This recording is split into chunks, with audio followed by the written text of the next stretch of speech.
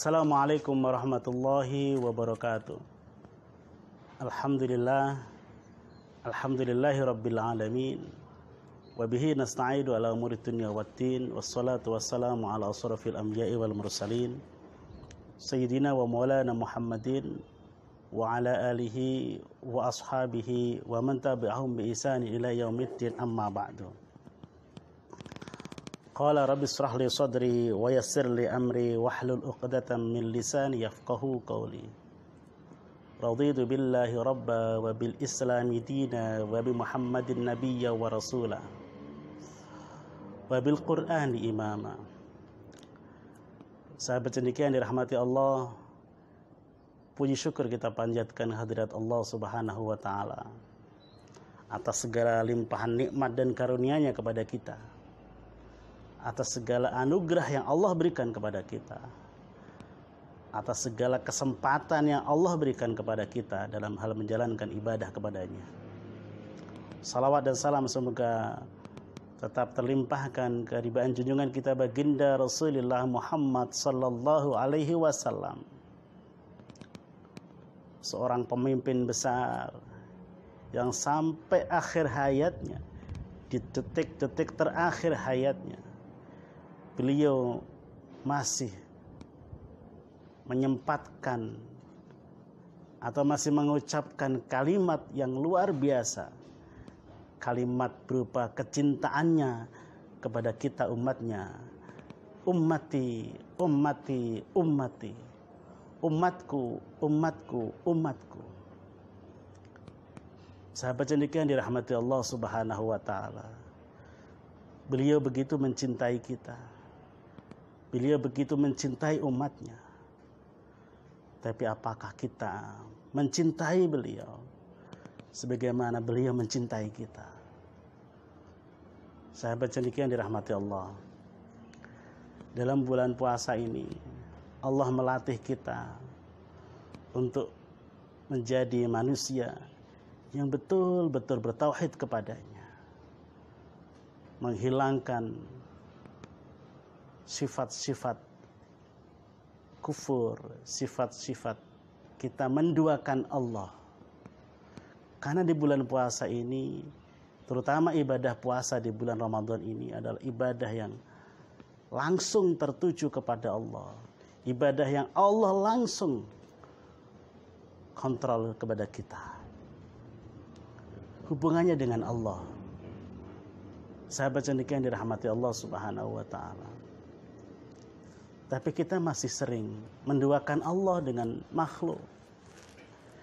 Kita masih sering sekali mengesampingkan Allah dan lebih memperhatikan makhluk.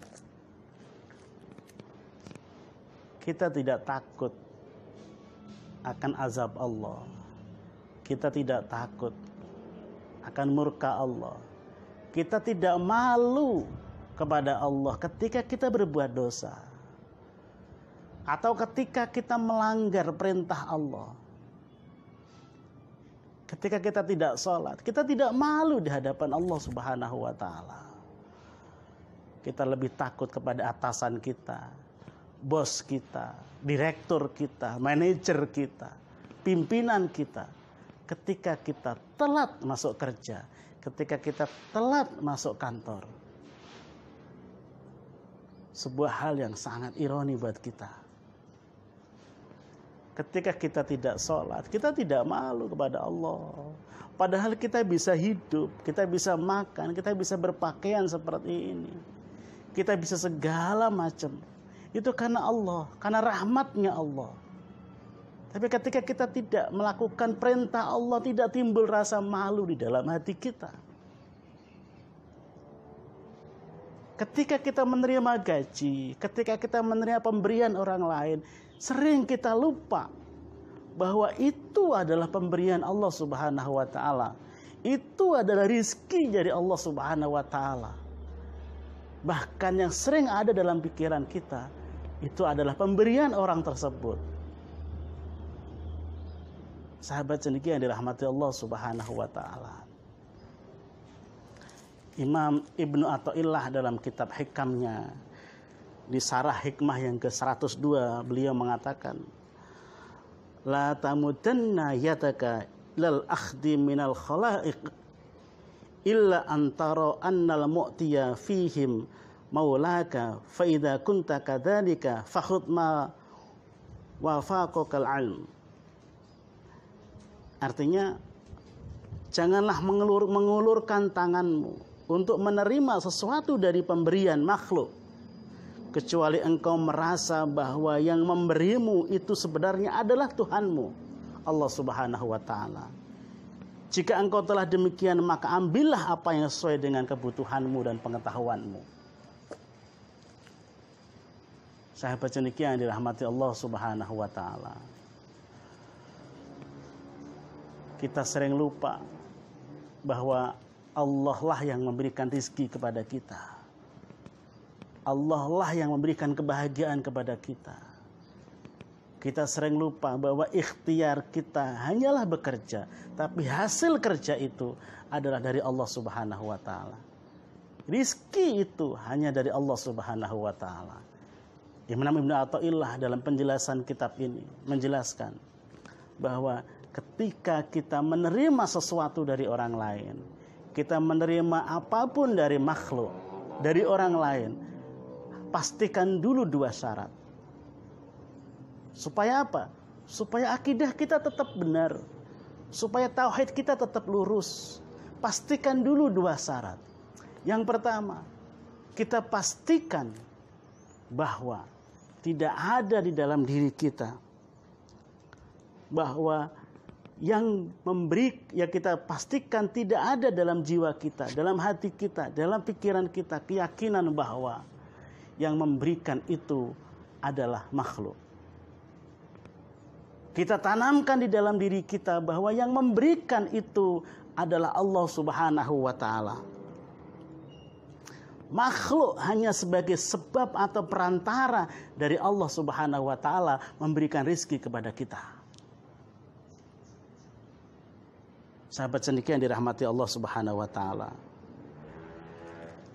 sekali lagi, yang pertama, kita harus memastikan bahwa hati kita, pikiran kita, jiwa kita berkeyakinan bahwa yang memberikan sesuatu kepada kita itu adalah Allah Subhanahu wa Ta'ala, Zat yang Maha Pemberi. Karena kita harus yakin bahwa makhluk itu hanya sebab atau perantara dari Allah Subhanahu wa Ta'ala memberikan kepada kita. Kita bekerja, mendapatkan gaji dari atasan kita, mendapatkan gaji dari owner, gaji dari direktur. Ketika kita menerima gaji, ketika kita menerima upah dari kerja kita, maka pastikan di dalam hati kita tidak ada sedikit pun rasa bahwa yang memberi itu adalah orang. Tapi pastikan di dalam hati kita bahwa itu adalah rizki dari Allah Subhanahu wa Ta'ala yang Maha memberi rizki yang dilewatkan kepada makhluk tersebut. Jangan pernah kita timbul perasaan, timbul di dalam hati dan pikiran kita bahwa yang memberikan adalah makhluk. Syarat yang kedua adalah kita pastikan terkait dari mana, apa hukum dari yang kita terima. Kita pastikan itu adalah yang halal dari Allah. Kita pastikan bahwa itu bukan sesuatu yang subhat. Kita pastikan bahwa itu adalah betul-betul sesuai dengan apa yang kita kerjakan. Sesuai dengan apa yang memang harusnya kita terima. Tidak lebih dari apa yang harusnya kita terima.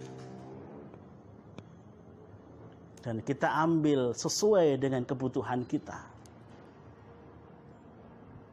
Sahabat cendekia yang dirahmati Allah Subhanahu wa Ta'ala, kadang kita merasa harus mendapatkan lebih, tapi apa yang kita lakukan, apa yang kita kerjakan tidak sesuai dengan apa yang kita harapkan.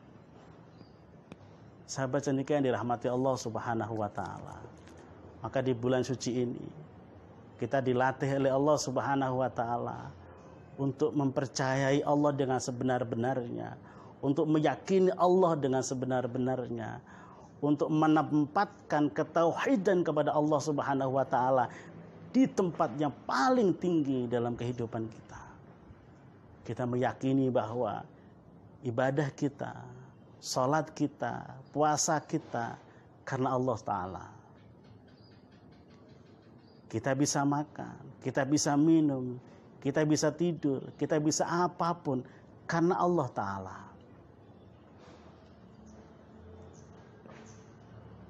Kita bisa melakukan amal soleh, kita bisa mencegah dari hari ini kita tidak bermaksiat kepada Allah, hari ini kita tidak melakukan dosa juga karena Allah Ta'ala. Maka intinya kita harus kembalikan semuanya kepada Allah Ta'ala. Kita kembalikan kepada Allah dan lagi-lagi Allah Ta'ala, tidak ada yang lain.